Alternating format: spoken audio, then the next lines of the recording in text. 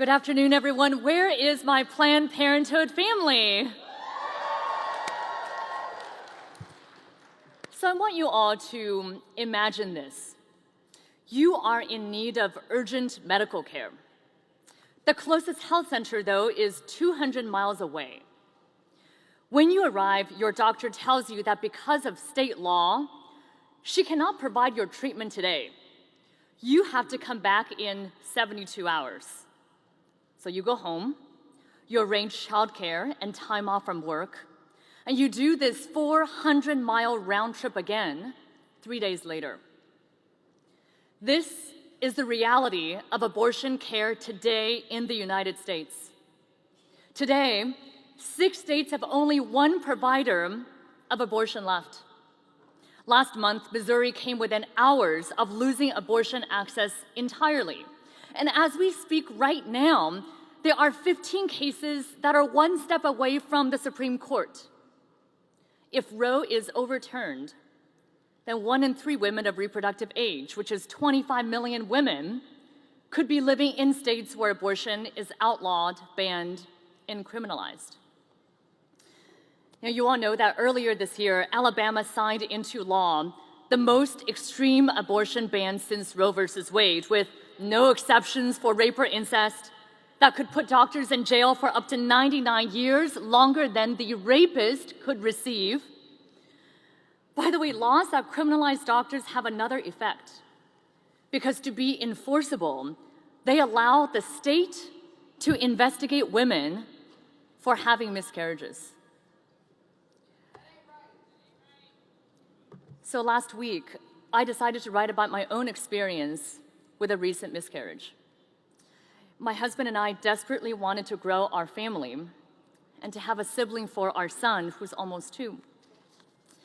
It was devastating to go through. And I just cannot imagine how cruel it would be to compound the trauma of my pregnancy loss with the indignity of government investigation into my personal medical records.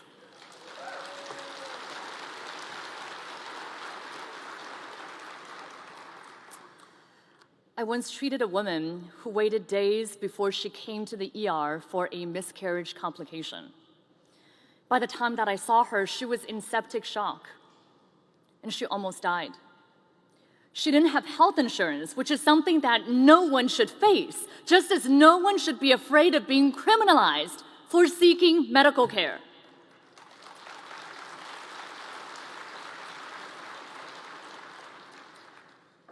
Let's be clear that we are in a state of emergency for reproductive health care in America. And a state of emergency requires an all-hands-on-deck approach.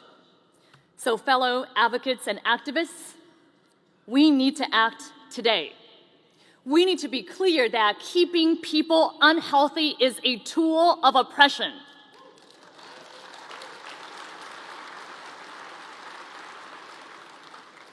And that stigmatizing sexual and reproductive health care is a tool of misogyny.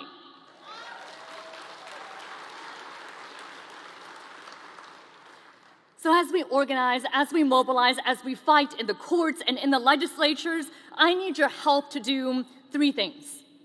First, I need your help to spread the word and speak about abortion care as the health care that it is.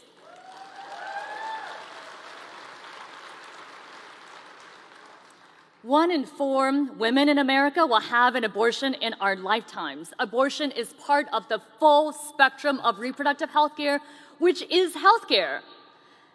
And politicians, people don't turn to politicians for advice about cancer treatment. So politicians have no place in someone's personal medical decisions about their pregnancy either.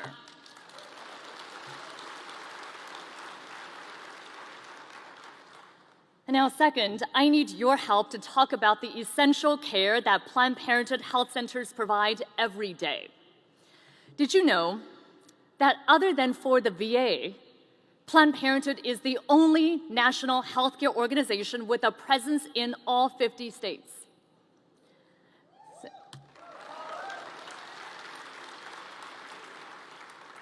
Planned Parenthood's over 600 health centers provide primary and preventive health care like cancer screenings, birth control, and yes, safe, legal abortion care, which is health care. And we are proud as Planned Parenthood to serve not only women, but men, LGBTQ people, youth, families, and all people.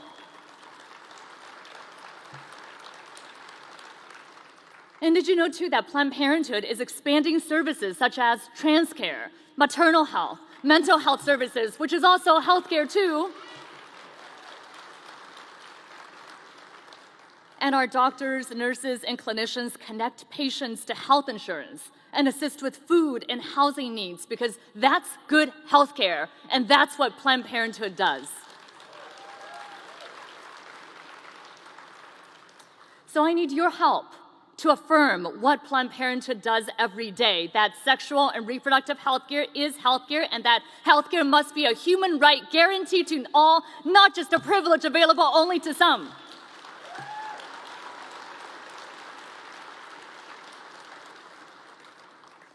So third, I need your help to be bold and to take back the language. We need to call it as it is, that these extreme abortion bans have nothing to do with medicine and science. They have everything to do with power and control over people's bodies.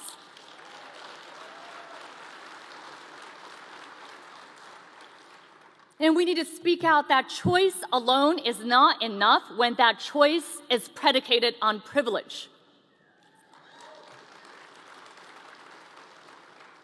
And these policies that restrict care, they will hurt those who already face the greatest barriers. It's families with low income, it's people of color, it's immigrants, it's LGBTQ people. So we need to lift up the work of our partners who have led the movement not only for reproductive freedom, but for reproductive justice.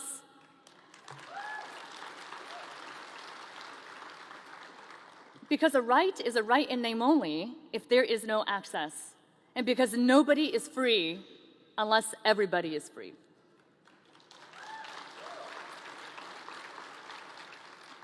And one more thing, too.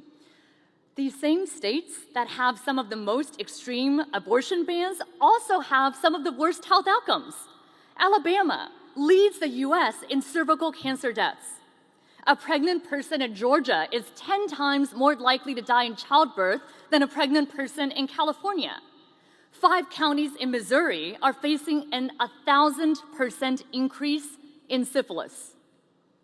So we need to reclaim the narrative and take back our language. They don't get to call themselves pro-life when they push policies that are taking healthcare away from people every day.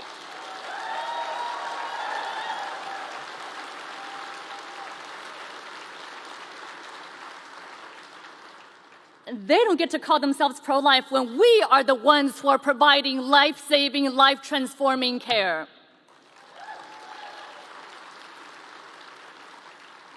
And we need to say loud and clear that being pro-choice, being pro-reproductive health care means that we are pro-women, pro-child, and pro-family.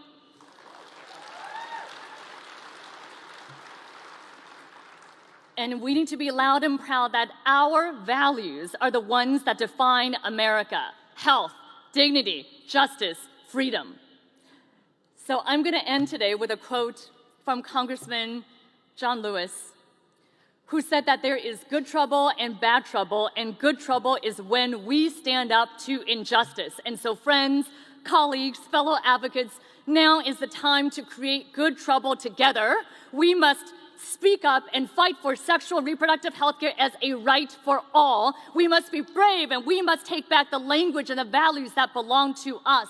We must act now. We must stand up to injustice, knowing that we can do better, and we must do better because people's lives and our children's futures depend on each and every one of us. Thank you.